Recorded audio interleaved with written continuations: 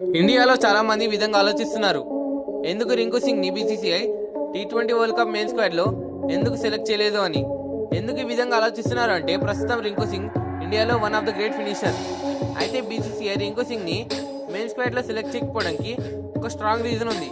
ఆ strong reason ఏంటంటే రింకు సింగ్ ఒక ప్యూర్ బ్యాట్స్మెన్. ఒక ప్యూర్ బ్యాట్స్మెన్ అంటే టాప్ 4 లో ఆడాలి. కానీ టాప్ 4 లో రోహిత్ శర్మ, జైస్వాల్, విరాట్ కోహ్లీ, సూర్యకుమార్ యాదవ్ వీళ్ళందరూ ఫిక్స్ అయిపోయారు. సో రింకు సింగ్ కి టాప్ 4 లో ఛాన్స్ లేదు. ఇక నెంబర్ 5 అండ్ నెంబర్ 6 లో ఆడాలన్నా ఛాన్స్ లేదు. ఎందుకంటే నెంబర్ 5 లో ఒక వికెట్ కీపర్ ఆడాలి.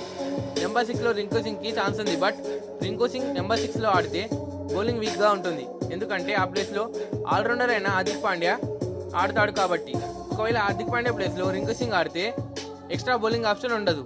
అప్పుడు ఖచ్చితంగా బౌలింగ్ వీక్ గా ఉంటుంది. ఒకవేళ బీసీసీఐ ఈ విధంగా సెలెక్ట్ చేసి ఉంటే ఖచ్చితంగా రింకు సింగ్ మెయిన్ స్క్వాడ్ లో ఆడేవాడు. ఎలా అంటే జైస్వాల్ ప్లేస్ లో కేఎల్ రావుని మెయిన్ కీపర్ గా సెలెక్ట్ చేసి రిషబ్ పంత్ ని సెలెక్ట్ చేయకపోతే ఖచ్చితంగా రింకు సింగ్ నెంబర్ 5 లో ఛాన్స్ దొరికేది. కానీ అలా జరగలేదు. సో బీసీసీఐ బౌలింగ్ వీక్ గా అవుతుందని రీజన్ తో రింకు సింగ్ ని T20 world cup main squad లో సెలెక్ట్ చేయలేదు.